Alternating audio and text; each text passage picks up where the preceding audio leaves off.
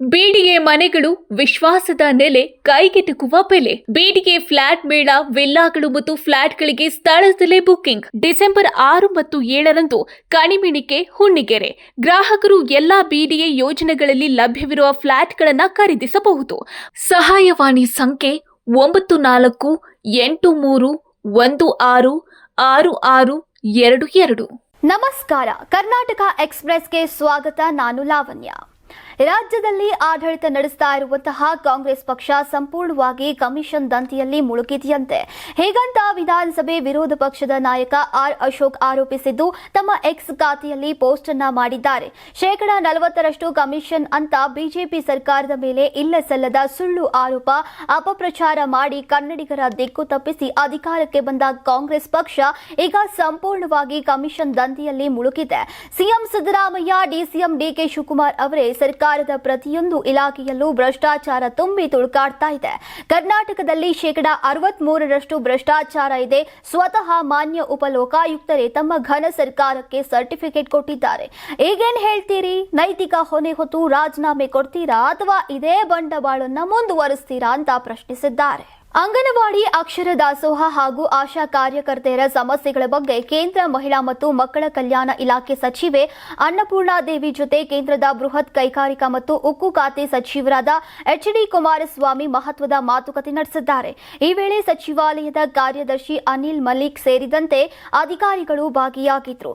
ಕಾರ್ಯಕರ್ತೆಯರ ಪ್ರಮುಖರನ್ನ ದೆಹಲಿಗೆ ಕರೆಸಿಕೊಂಡಿದ್ದು ದೆಹಲಿಯ ಶಾಸ್ತ್ರಿ ಭವನದಲ್ಲಿರುವಂತಹ ಮಹಿಳಾ ಮತ್ತು ಮಕ್ಕಳ ಕಲ್ಯಾಣ ಸಚಿವಾಲಯದ ಕಚೇರಿಯಲ್ಲಿ ಸಭೆ ನಡೆಸಲಾಗಿದೆ. ಎಫ್ಆರ್ಎಸ್ ನೀತಿಯಲ್ಲಿ ಸುಧಾರಣೆ, ಅಂಗನವಾಡಿ ಕಾರ್ಯಕರ್ತೆಯರನ್ನ ಚುನಾವಣೆ ಕೆಲಸಗಳಿಂದ ಮುಕ್ತಗೊಳಿಸುವುದು, ವಿಮಾ ಸೌಲಭ್ಯ, ಎಲ್ಲಾ ನೌಕರರ ವೇತನ ಹೆಚ್ಚಳ ಸೇರಿದಂತೆ ಹಲವು ವಿಷಯಗಳ ಬಗ್ಗೆ ಇದನ್ನ ಚರ್ಚಿಸಲಾಯಿತು. ಇನ್ನು ತಮ್ಮ ವ್ಯಾಪ್ತಿಗೆ ಬರುವಂತಹ ಎಲ್ಲಾ ಬೇಡಿಕೆಗಳ ಈಡೇರಿಕೆಗೆ ಕ್ರಮವನ್ನ ಕೈಗೊಳ್ಳುವುದಾಗಿ ಕೇಂದ್ರ ಸಚಿವೆ ಅನ್ನಪೂರ್ಣಾದೇವಿ ಭರವಸೆಯನ್ನ ನೀಡಿದ್ದಾರೆ. ಇನ್ನು ಶಿಕ್ಷಣ ಇಲಾಖೆಗೆ ಸಂಬಂಧಿಸಿದ ನೌಕರರ ಬೇಡಿಕೆಗಳ ಬಗ್ಗೆ ದೂರವಾಣಿಯಲ್ಲಿ ಕೇಂದ್ರದ ಶಿಕ್ಷಣ ಸಚಿವ ಧರ್ಮೇಂದ್ರ ಪ್ರಧಾನ್ ಅವರ ಜೊತೆಯೂ ಸಮಾಲೋಚನೆಯನ್ನ ನಡೆಸಲಾಗಿದೆ. ಡಿಸೆಂಬರ್ 8ರಿಂದ 19ರವರೆಗೆ ಬೆಳಗಾವಿಯ ಸುವರ್ಣ ವಿಧಾನಸೌಧದಲ್ಲಿ ಚಳಿಗಾಲದ ಅಧಿವೇಶನ ನಡೀತಾ ಇದೆ. ಆದರೆ ಅಂದಾಜು ವೆಚ್ಚ ವರ್ಷದಿಂದ ವರ್ಷಕ್ಕೆ ಏರಿಕೆಯಾಗ್ತಾ ಇದ್ದು ಚರ್ಚೆಗೆ ಗ್ರಾಸವಾಗಿದೆ. 10 ದಿನಗಳ ಅಧಿವೇಶನಕ್ಕೆ ಜಿಲ್ಲಾಡಳಿತವು 21 ಕೋಟಿ ರೂಪಾಯಿ ವೆಚ್ಚವನ್ನ ಅಂದಾಜಿಸುತ್ತಿದೆ. ಕಳೆದ ವರ್ಷ 15.30 ಕೋಟಿ ರೂಪಾಯಿ ಖರ್ಚು ಮಾಡಿತ್ತು. ಈ ವರ್ಷ ವೆಚ್ಚದ ಪ್ರಮಾಣ 5.70 ಕೋಟಿ ರೂಪಾಯಿ ಹೆಚ್ಚಳವಾಗಿದೆ. ಪ್ರಯಾಣ, ವಸತಿ, ಭದ್ರತೆ, ಅತಿಥಿಗಳ ನಿರ್ವಹಣೆ, ತಾಂತ್ರಿಕ ಬೆಂಬಲ, ವಿಶೇಷ ಸಿಬ್ಬಂದಿಯ ನಿಯೋಜನೆ, ಸಾರಿಗೆ ಮತ್ತು ಸುವರ್ಣಸೌಧದ ನಿರ್ವಹಣೆಗೆ ಸೇರಿದಂತೆ ಈಗ ಇತರ ಕೆಲಸಗಳಿಗೆ ಹೆಚ್ಚಿನ ವೆಚ್ಚ ವಿನಿಯೋಗವಾಗುತ್ತೆ. 2012ರಿಂದ ಬೆಳಗಾವಿಯ ಚಳಿಗಾಲದ ಅಧಿವೇಶನಗಳಿಗೆ ರಾಜ್ಯ ಸರ್ಕಾರ ಒಟ್ಟು 169.6 ಕೋಟಿ ರೂಪಾಯಿ ಖರ್ಚು ಮಾಡಿದೆ. ಕರ್ನಾಟಕ ಸರ್ಕಾರ ಸರ್ಕಾರಿ ವಲಯದ ಉದ್ಯೋಗಿಗಳಿಗೂ ತಿಂಗಳಿಗೆ 1 ದಿನದ ವೇತನ ಸಹಿತ ಮುಟ್ಟಿನ ರಜೆಯನ್ನ ವಿಸ್ತರಿಸಿದೆ. ಕಳೆದ ತಿಂಗಳು ಆದೇಶ ಹೊರಡಿಸಿತ್ತು. 2025ರ ನವೆಂಬರ್ 12ರಂದು ಕರ್ನಾಟಕ ಅಂಗಡಿ ಮತ್ತು ವಾಣಿಜ್ಯ ಸಂಸ್ಥೆಗಳ ಕಾಯ್ದೆ, ತೋಟ ಕಾರ್ಮಿಕರ ಕಾಯ್ದೆ, ಬೀಡಿ ಮತ್ತು ಸಿಗಾರ್ ಕಾರ್ಮಿಕರ ಕಾಯ್ದೆ, ಮೋಟಾರು ಸಾರಿಗೆ ಕಾಯ್ದೆ ಅಡಿಯಲ್ಲಿ ನೋಂದಣಿ ಆಗಿರುವ ಕೈಗಾರಿಕೆಗಳು ಮತ್ತು ಸಂಸ್ಥೆಗಳು ಸೇರಿದಂತೆ ಎಲ್ಲಾ ವಲಯಗಳಲ್ಲಿ ಕೆಲಸ ಮಾಡ್ತಾ ಇರುವಂತಹ 18ರಿಂದ 52 ವರ್ಷದ ಎಲ್ಲಾ ಕಾಯಂ, ಗುತ್ತಿಗೆ ಹಾಗೂ ಹೊರಗುತ್ತಿಗೆಯ ನೌಕರರಿಗೆ ತಿಂಗಳಿಗೆ 1 ದಿನದಂತೆ ವರ್ಷಕ್ಕೆ 12 ಮುಟ್ಟಿನ ರಜೆ ನೀಡುವಂತೆ ಎಲ್ಲಾ ಉದ್ಯೋಗದಾತರಿಗೂ ಸೂಚಿಸಲಾಗಿದೆ. ಡಿಸೆಂಬರ್ 2ರಂದು ರಾಜ್ಯದ ಸರ್ಕಾರಿ ಮಹಿಳಾ ಉದ್ಯೋಗಿಗಳಿಗೂ ತಕ್ಷಣದಿಂದಲೇ ಜಾರಿಗೆ ಬರುವಂತೆ ವಿಸ್ತರಿಸಲಾಗಿದೆ.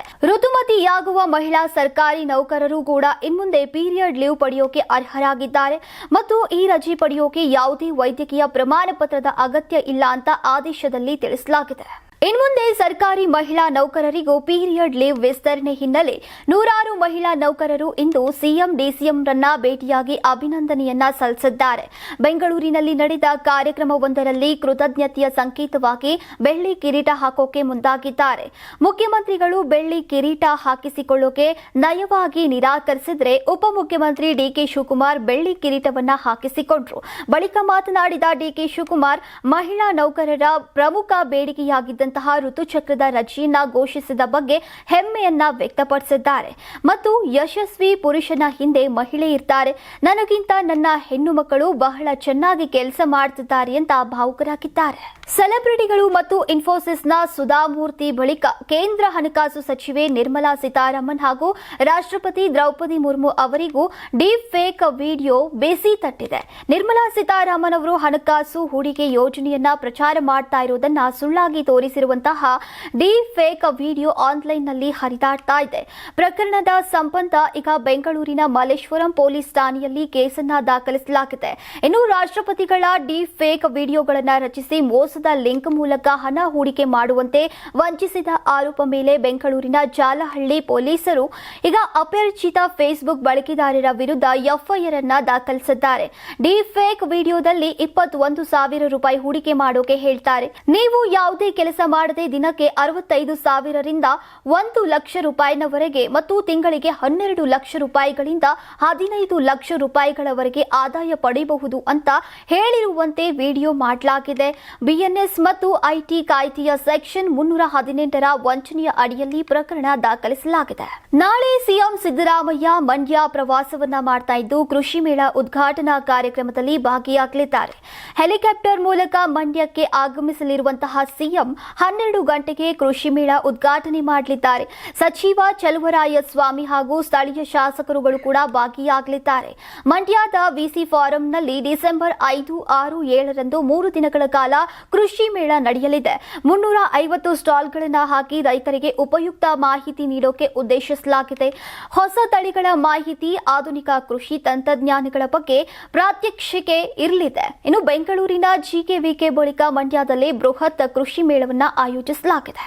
ಡಿಸೆಂಬರ್ 6ರ ಶನಿವಾರ ಇಡೀ ಸಚಿವ ಸಂಪುಟವೇ ಹಾಸನ್ಗೆ ಎಂಟ್ರಿ ಕೊಡ್ತಾ ಇದೆ.